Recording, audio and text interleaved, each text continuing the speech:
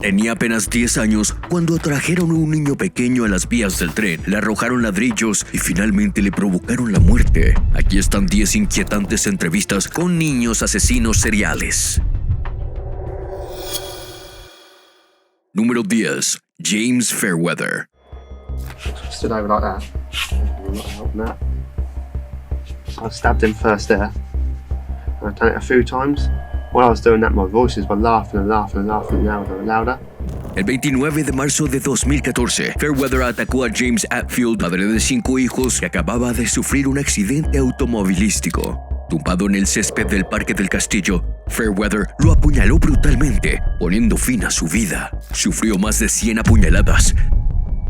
Las heridas defensivas en sus brazos y manos cuentan una historia de su intento desesperado por defenderse del ataque, pero Fairweather no había terminado. El 17 de junio se produjo otro acto espantoso cuando atacó a Naida Almanea, una estudiante de 31 años de Arabia Saudita en la Universidad de Essex. Este no fue el típico asalto. Después del apuñalamiento inicial, Fairweather intencionalmente le clavó un cuchillo en los ojos. ¿Por qué? En sus palabras, para evitar que ella vea el mal. Toda la ciudad de Colchester quedó en shock. La gente estaba tan asustada que incluso recurrió a talas de arbustos con la esperanza de evitar posibles emboscadas. La policía hicieron todo lo posible, incluso entrevistaron al propio Fairweather. Pero la gran oportunidad llegó el 27 de mayo de 2015, cuando un paseador de perros en alerta notó el comportamiento de Fairweather y notificó a las autoridades. La policía llegó y lo encontró con guantes y un cuchillo, claramente sin hacer nada bueno. Nacido en 1999, tenía solo 15 años cuando apareció en los titulares como uno de los delincuentes convictos más jóvenes del Reino Unido. La vida le jugó una mala pasada desde el principio. Tuvo dificultades en la escuela porque le costaba leer. Y en 2012, las cosas se pusieron aún más oscuro cuando falleció su abuela. El juicio de Fairweather estaba previsto para enero y él dijo que él no cometió los asesinatos y quería un cargo menor, como homicidio involuntario, al decir que tenía problemas de salud mental. Pero los médicos, que son expertos, no le creyeron. Dijeron que sus afirmaciones de oír voces y ver cosas no eran ciertas. El 29 de abril de 2016, el tribunal le impuso una cadena perpetua con mínimo de 27 años de prisión. Lo que realmente destaca es cómo actuó durante las entrevistas. Fairweather habló de sus acciones violentas de una manera muy casual, sin sentir pena ni culpa. Esto muestra una imagen inquietante de un joven que parece perdido en un mundo oscuro. Número 9. Zachary Davis. I killed Melanie and left Josh alive to suffer. I didn't feel anything when I killed her, even when her blood splattered on my arm and her brain matter was thrown onto my shirt. El 10 de agosto de 2012, un chico de 15 años llamado Zachary Davis hizo algo terrible. Él mató brutalmente a su propia madre y trató de prender fuego a su casa con su hermano todavía dentro. Zach no siempre fue así. Cuando era más joven, era un niño tranquilo, pero las cosas se pusieron realmente mal después de que su padre muriera cuando él tenía solo 9 años. Zach empezó a oír voces y le diagnosticaron esquizofrenia y depresión. Lamentablemente, su familia interrumpió su terapia demasiado pronto sin darse cuenta de que sucedería algo realmente terrible. Esa terrible noche, Zachary, su madre Melanie y su hermano mayor Josh regresaron de una salida al cine. Mientras Melanie dormía, Zachary sacó un mazo del sótano y la palió hasta matarla, golpeándola casi 20 veces. Luego prendió fuego a la sala de juegos familiar con la intención de matar también a Josh. Afortunadamente, Josh escapó debido a una alarma de incendio y descubrió la espantosa escena. En una desgarradora entrevista con el Dr. Phil McGraw, Zach mostró una sorprendente falta de remordimiento cuando se leyó en voz alta la entrada de su diario. Cuando le preguntaron por qué mató a su madre, simplemente dijo: "Ella no estaba cuidando a mi familia". Describió que el arma homicida emitía un sonido estruendoso y explicó que quería asegurarse de que su madre estuviera muerta, por lo que la golpeó casi 20 veces. Sus palabras y su falta de empatía realmente pintaron una imagen escalofriante de un joven que había recorrido un camino oscuro. El juicio de Zach fue muy inquietante. Intentó culpar a su hermano Josh por el asesinato, pero su abogado admitió que Zach era culpable y dijo: "Se convirtió en una mala persona, señor Davis. Hizo cosas terribles". Al final, el tribunal hizo que Zach asumiera la responsabilidad de lo que hizo. lo enviaron a un centro psiquiátrico seguro donde recibía ayuda para sus problemas de salud mental. El sistema legal entendió que la enfermedad mental jugó un papel importante en este horrible crimen. Número 8. Brenda Spencer. El 29 de enero de 1979, un hecho verdaderamente trágico hizo a Brenda Ann Spencer, una joven de 16 años, desatar un horripilante acto de violencia. Abrió fuego desde su casa al otro lado de la calle, usando un rifle que había recibido como regalo de Navidad de su padre. A raíz de sus acciones, niños inocentes y miembros del personal de la escuela primaria Grover Cleveland se convirtieron trágicamente en sus objetivos. Brenda Spencer hizo una declaración impactante. It's real because I did it, and I take responsibility for doing, the crime itself. Estas palabras pintan un cuadro de disociación y despego de la realidad de sus acciones. Es una visión inquietante de la mente de una tiradora que parecía vivir en el mundo distorsionado que ella misma había creado. Las declaraciones de su entrevista revelan un hecho preocupante. Afirmó que tenía una realidad distorsionada por todas las drogas y el alcohol que consumía y experimentó alucinaciones que la llevaron a ver comandos persiguiéndola. Ella comenzó a temblar de miedo, por lo que les disparó. Pero eso no es todo. La historia de Brenda Spencer fue realmente oscura e inquietante. Después de sus terribles acciones, fue sentenciada como adulta el 4 de abril de 1980, apenas un día después de cumplir los 18 años. Recibió un castigo severo, 25 años de prisión a cadena perpetua. Tras los requisitos para obtener la libertad condicional en 1993, nunca se le concedió la libertad. Su próxima oportunidad de obtener la libertad condicional está fijada para 2025, pero sigue siendo incierto si alguna vez será libre, lo que deja su destino en juego. Número 7. Nathaniel Brazil. El 26 de mayo de 2000, en la tranquila comunidad de Lake Worth, Florida, era el último día del año escolar 99-2000. Al regresar a casa ese mismo día, Nathaniel tomó una decisión escalofriante. Se hizo de una pistola calibre 25 que le había robado a su abuelo. Armado con esta arma mortal, Nathaniel Brazil, de apenas 13 años, regresó a su escuela. En una trágica confrontación en el aula, apuntó con el arma robada a su maestro Barry Grunow y apretó el gatillo. La bala alcanzó al señor Grunow en la cabeza y lo mató instantáneamente. Nathaniel, rápidamente arrestado, enfrentó graves cargos, incluido el asesinato en primer grado. A pesar de su tierna edad, sería juzgado como adulto, describió lo más extraño y dijo: so much that is missed. The freedom to, live your own life, the freedom to decide for yourself. I would say that's one of the greatest things I miss most, to do what I want when I want. También reflexionó sobre las inquietudes consecuencias de sus acciones y admitió: tengo que enfrentarme a mi consecuencia todos los días. Cuando se le preguntó por la esposa de la víctima, respondió: si pudiera, le pediría perdón. En 2001, Nathaniel Brazil fue declarado culpable de matar al señor Gunrow y amenazar a otro profesor con un arma. Recibió un duro castigo de 28 años de prisión, seguidos de 7 años de libertad condicional. Tiene que pasar al menos 25 años en prisión antes de poder pedir su libertad condicional. La situación de Nathaniel se ha vuelto muy conocida, lo que ha dado lugar a discusiones sobre su castigo. Los problemas legales y esfuerzos por cambiar su sentencia han complicado aún más su historia. En este momento, Nathaniel Brazil se encuentra en la institución correccional de Jackson y podría ser liberado el 18 de mayo de 2028. Durante su estancia en prisión, completó su programa de desarrollo educativo general y se convirtió en asistente legal certificado. Número 6. Joshua Phillips. El 3 de noviembre de 1998, Joshua estaba solo en casa cuando Mary, una joven amiga, le llamó a la puerta y le preguntó si quería jugar béisbol. Suena inocente, ¿verdad? Pero esa inocente petición se convirtió en una terrible experiencia. Mientras jugaba, un golpe accidental con la pelota de béisbol dejó a Mary sangrando, llorando y gritando. Joshua entró en pánico porque temía el regreso de su padre a casa y temía las consecuencias. Joshua arrastró a Mary a su casa y ahí ocurrió lo impensable. Usó un bate de béisbol para silenciar sus gritos, despojándola de su ropa interior en el proceso. El horror no terminó ahí. Cuando Joshua se dio cuenta que Mary todavía estaba viva y gimiendo debajo de su cama, quitó el colchón, le cortó la garganta y le infligió 7 brutales puñaladas con un cuchillo de herramienta Leatherman, acabando con su joven vida. El 10 de noviembre de 1998, la madre de Joshua entró a su habitación y notó una mancha húmeda en el piso. Lo que encontró la atormentaría para siempre.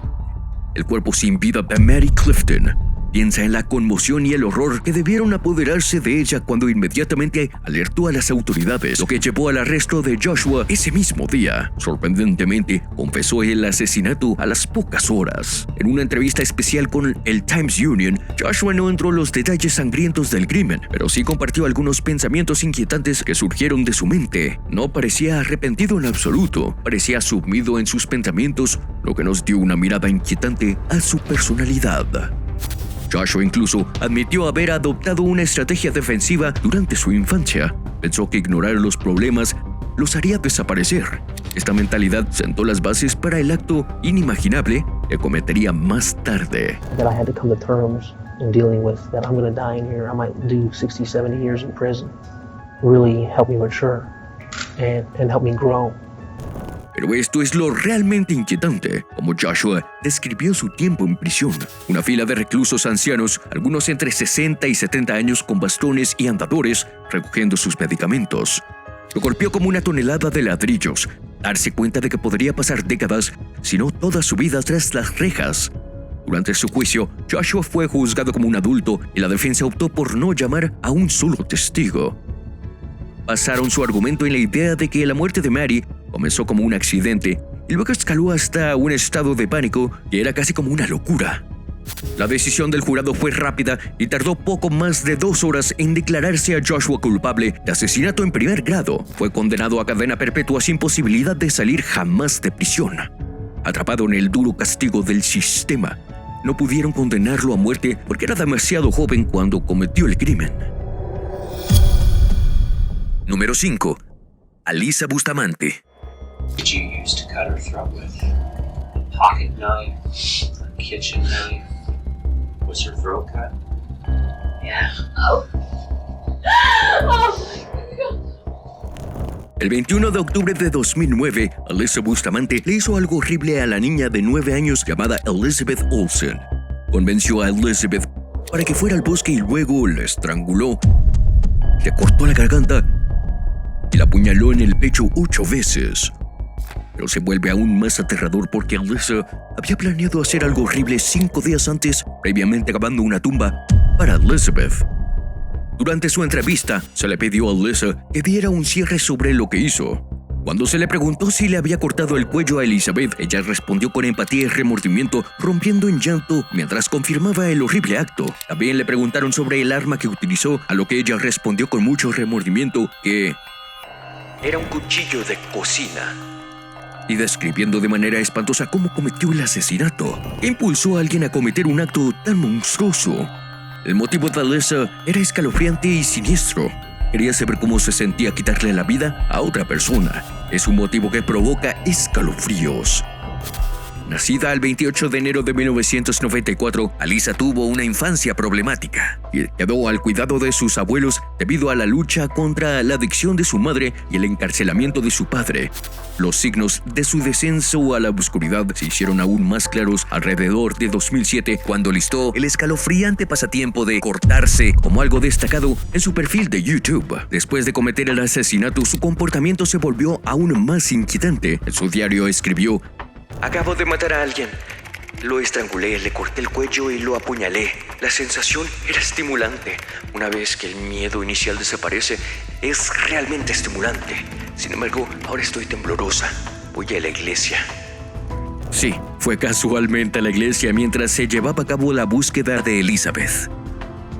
El 17 de diciembre de 2009, cuando comenzó el proceso legal, Alyssa inicialmente dijo que no era culpable de asesinato en primer grado. Sin embargo, en enero de 2012 aceptó un acuerdo de culpabilidad por asesinato en segundo grado, lo que resultó una sentencia de cadena perpetua con posibilidad de libertad condicional en 2024, junto a 30 años adicionales.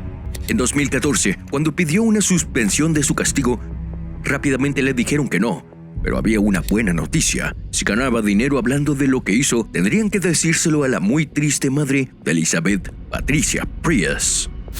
Durante todas las peleas legales y cuando habló con los médicos, le dijeron que Alyssa tenía algunos problemas mentales graves. Descubrieron que tenía una depresión mayor y una afección llamada trastorno límite de la personalidad. Esto demostró que estaba realmente confundida y sentía mucha pena por lo que hizo en ese entonces. Número 4. Michael Hernández. El 3 de febrero de 2004, en Palmetto Bay, Florida, con 14 años, Michael Hernández atrajo a su mejor amigo, Jamie Goh, de 14 años, al baño, donde lo apuñaló más de 40 veces.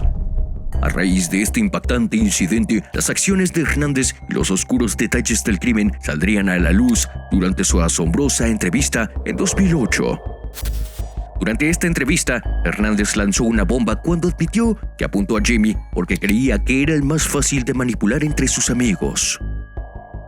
Why did you choose Jamie, your friend? He was the easiest out of anybody because he would have followed me because we're such good friends. And I knew he would have followed me in there and done what I would have said. Esta declaración realmente asustó a todos en la sala del tribunal. Su relato del asesinato fue horriblemente detallado, ya que describió cómo atrajo a Jamie a un baño poniéndose guantes metódicamente antes de proceder a cortar la garganta de su amigo con un cuchillo. Inquietantemente, no terminó ahí. Hernández contó cómo se había preparado para este acto espantoso y dijo lo siguiente. I got him into the stall by saying, look, I have something to show you. So I got him into the stall and I told him to turn around because I wanted it to be a surprise. En una revelación verdaderamente inquietante, cuando se le preguntó sobre sus intenciones hacia otro amigo, André, Hernández declaró con calma: mis intenciones eran matar a André, y de la misma manera que maté a Jamie hoy, excepto por el hecho de que iba a apuñalarlo por detrás y aquí en el cuello, y eso habría sido todo. Esas confesiones proporcionaron una visión impactante de las profundidades de las malas intenciones de Michael Hernández, dejando a todos en la sala del tribunal anonadados con los horrores de sus acciones. Descubrieron que Hernández estaba realmente interesado en asesinos en serie famosos como Ted Bundy y Jeffrey Dahmer. Es un recordatorio de que las cosas que está expuesta la gente pueden tener un gran impacto en las mentes de jóvenes. Hernández creía que estaba en una oscura misión para limpiar el planeta mediante actos de violencia atroces. En 2016, el caso dio otro giro, debido a una decisión de la Corte Suprema de Estados Unidos que cambió las reglas sobre cuánto tiempo los jóvenes como Hernández deben de estar en prisión. Tuvieron que tener otra audiencia, pero incluso después de revelar todo, un juez del condado de Miami-Dade todavía dijo que Hernández debería permanecer en prisión por toda la vida. Lamentablemente, Michael Hernández murió en prisión a los 31 años. La causa exacta de su muerte sigue siendo un misterio, lo que añade más preguntas a esta ya inquietante historia. Número 3. Eric Smith. El 2 de agosto de 1993 fue todo menos un día cualquiera de verano. Eric Smith, de camino al campamento de verano, tiene un encuentro que convertiría un día soleado en un capítulo oscuro de la historia. Se cruza en su camino con Derek Robbie, de 4 años, y lo que sigue es realmente horrible. Smith habla sobre su forma de pensar a esa tierna edad. Desafortunadamente, a los 13 años veía la vida de una manera muy oscura. Ya no podía soportar el dolor y la angustia que sentía, así es que anduve en bicicleta y podría descargar mi enojo con él. Estas palabras brindan una visión inquietante de los eventos que siguieron. Smith atrajo a Derek al bosque cercano, acabando con la vida del joven. Confesó además diciendo lo siguiente: strangled him. I hit him over the head with a rock numerous times and poured Kool-Aid on him. And I became the bully that I hated in school. El pasado de Smith muestra que tuvo dificultades para crecer. Siempre sintió que no encajaba y lo molestaban mucho, principalmente por su apariencia. Pero probablemente tuvo un papel importante en las cosas tristes que sucedieron. La ausencia de Derek en el campamento desató una búsqueda frenética, dejando a la comunidad en total shock e incredulidad. Cuando los investigadores interrogaron a Smith, afirmó que estaba pasando por ahí cuando ocurrió la tragedia, lo que les hizo preguntarse si había presenciado algo. They thought that I knew who did it or I'd seen who had done it. But the person they were looking for is me. Solo 6 días después, Smith le confesó a su madre, lo que finalmente llevó a su arresto. En el juicio, los abogados de Smith hablaron de algo llamado desorden explosivo ocasional, pero los fiscales argumentaron firmemente que a su edad no podía justificar la gravedad de lo terrible que hizo. En 1994, Smith fue declarado culpable de asesinato en segundo grado y recibió una sentencia de 9 años a cadena perpetua.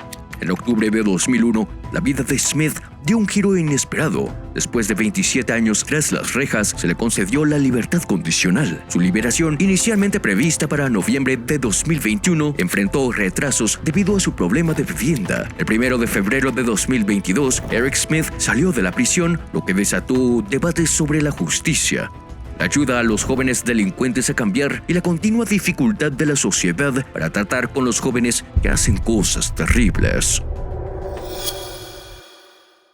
Número 2. Edmund Kemper. El 27 de agosto de 1964, a la edad de 15 años, comenzó el descenso de Kemper a la oscuridad.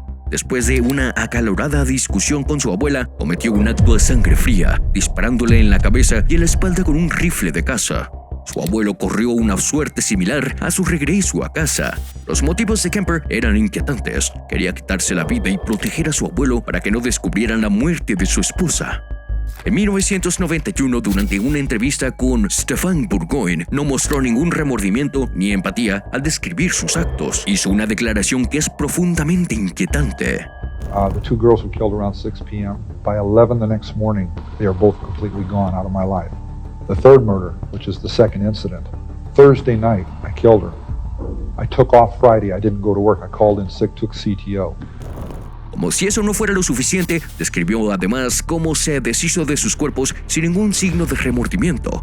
De hecho, parecía emocionado de hablar de ello. En otra declaración hecha por Kemper durante la entrevista, habla con orgullo de cómo pudo llevar a las víctimas en su automóvil por Ashby Avenue. Cuando se le preguntó sobre la forma en la que seleccionó a sus víctimas, Kemper dijo esto.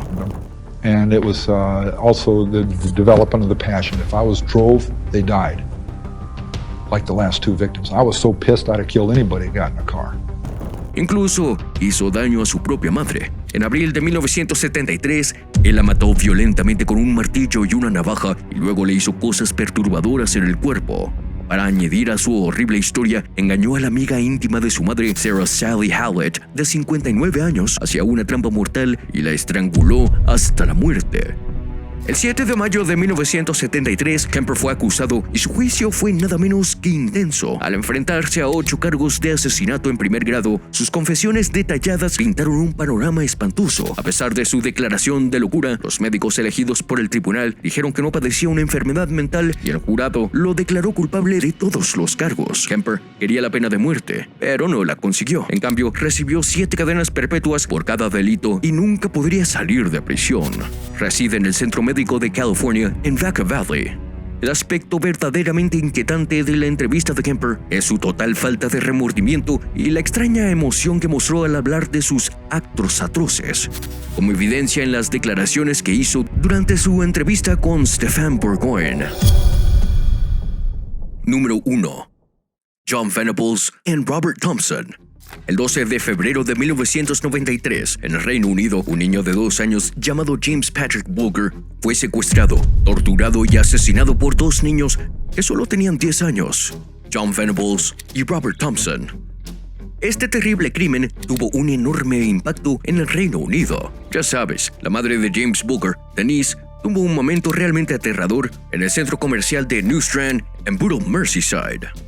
Perdió brevemente de vista a su hijo, y fue durante ese breve momento cuando Venables y Thompson, los 2 chicos responsables de esta tragedia, vieron la oportunidad. De hecho, las cámaras de seguridad los captaron mientras observaban a los niños y decidían a quién atacar. Su plan mortal dio un giro oscuro cuando se acercaron a James Bulger. Lo tomaron de la mano y lo sacaron del centro comercial. El momento fue captado por las cámaras de seguridad.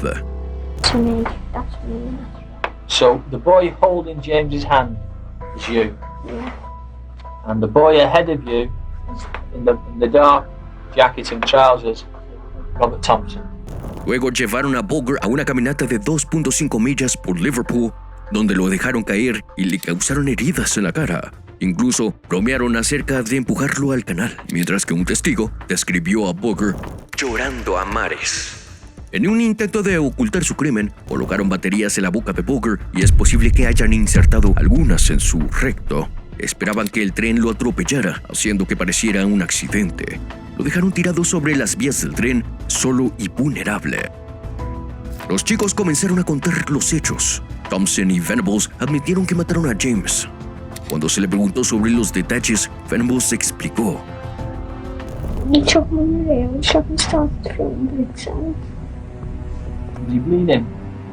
Or either Where was he bleeding from? face. Then it was Robert's idea to kill him. Las entrevistas continuaron por separado para ambos niños. En el caso de Venables, mostró angustia emocional y a menudo se derrumbó. Su comportamiento en la sala de interrogatorios fue descrito como extraño, ya que se levantaba, caminaba y buscaba consuelo y apoyo en uno de los detectives. Posteriormente, Thompson y Venables fueron arrestados y enfrentados a cargos de secuestro y asesinato. Fueron juzgados en el tribunal de adultos debido a la gravedad de su delito. El tribunal los declaró culpables de lo que hicieron, clasificándolo de maldad y barbarie sin precedentes. Como resultado, recibieron una sentencia de detención a voluntad del juez, lo que los convirtió en los asesinos convictos más jóvenes en la historia británica moderna. En 2001 salieron de prisión, pero aquí está el giro. Se les dieron nuevas identidades y mucha protección legal para mantenerlos a salvo de cualquier daño potencial por parte del público. La idea era darles la oportunidad de convertirse en mejores personas y al mismo tiempo garantizar que estuvieran a salvo.